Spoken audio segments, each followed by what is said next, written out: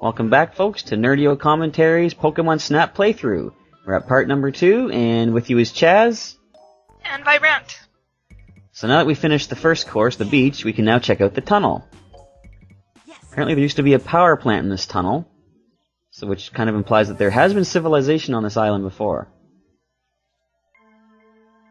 Was it supposed to be uncivilized? I really don't know. I suppose all the train tracks laying around is a pretty good clue, too. So this Pikachu, if you snap 2 perfectly centered pictures of him, he'll run in path of that electrode, you'll ride on it, and he will blow up. As all Pikachus were meant to do. Naturally. Is there a natural order of things? Yeah. So we have our phantom Kakunas floating into the ceiling. Every time an electrode explodes, they will drop down.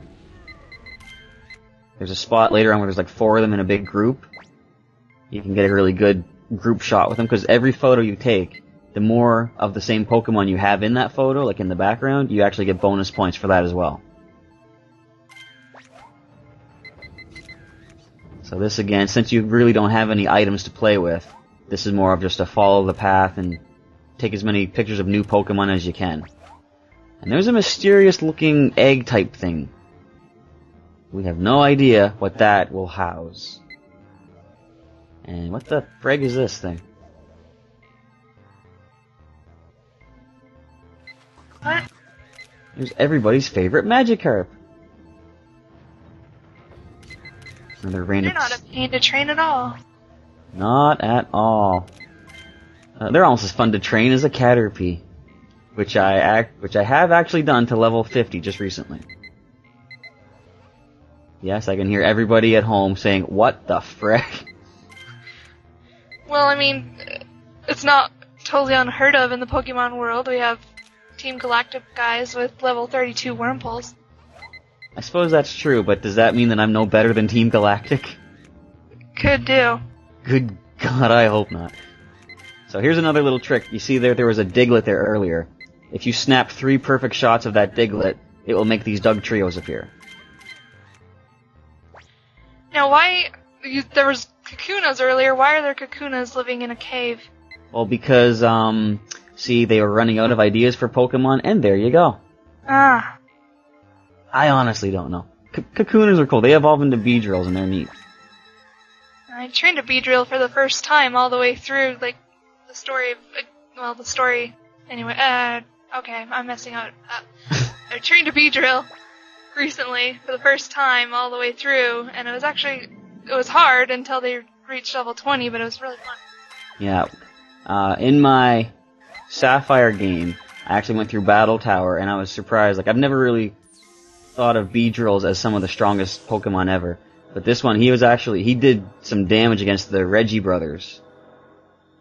Like, mostly just because he was getting hurt himself, but that's where the move Endeavor comes in. Yeah. Endeavor will cut down your opponent to whatever hit points you have at the time. And if you're at 1 hit point and you use Endeavor, no matter how strong your opponent is, they're down to 1 hit point. And if they're stupid enough to use something like Curse afterwards, yeah, you just have to breathe on them and they're knocked out.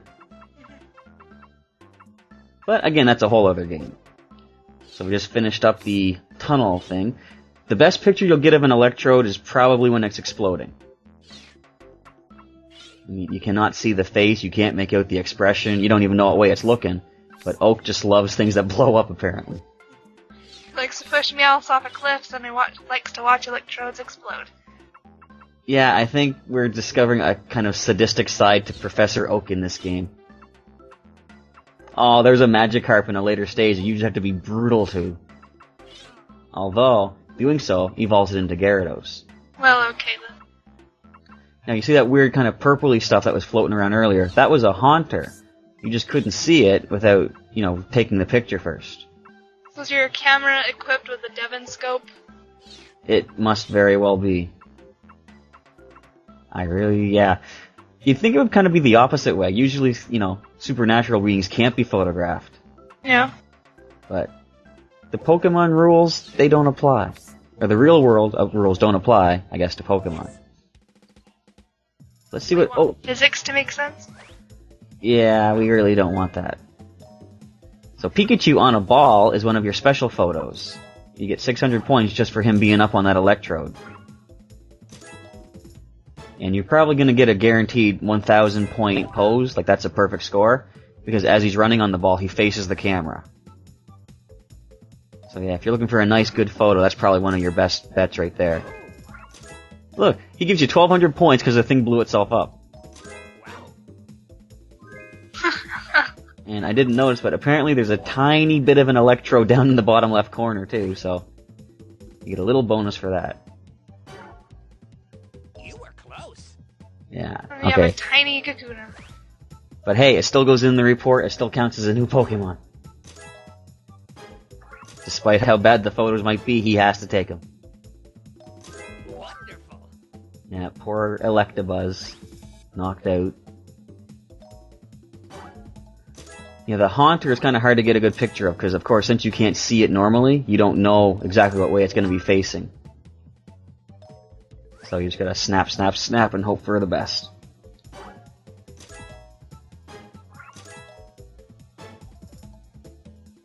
So you get to choose just one of every Pokemon. There's not like another set amount besides that, just one of each. Yeah, just one photo. And like later on, if you do take a picture like you saw earlier with the Pikachu, if you take another picture later, in that course you choose which of those pictures you think is the best. He will compare the two, and if the older one is actually still better, you can save, or what is it now? Yeah, if the new one is better, he takes that automatically. If the old one is better, you actually get to choose which one you want. So like, you won't automatically delete a better picture, so there's no worries about that. Well, what are these points for besides just saying how good the picture is? Is that it? All it does? Yeah, it just shows you like your overall score, basically for bragging rights, I suppose. Welcome back. Okay, so now he has a special present for us. We get what some of us call the Num Num bars, but which is actually called a Pokemon food. Yeah, I don't know where the name Num Num bar came from, but that's the name we give it around this place. So anyway, as you're going through the course, if you use the A button, you can throw this food at things. Oh, and he gives you the tip. If you throw an apple at an electrode that's not moving, something will happen. I tell you, that oak is one twisted old son of a... Something. Yeah, something that won't be mentioned in a Pokemon commentary. So now our best shot is the exploding electrode. Anyway, so that's all we'll get to at this point, and catch you in part 3, folks.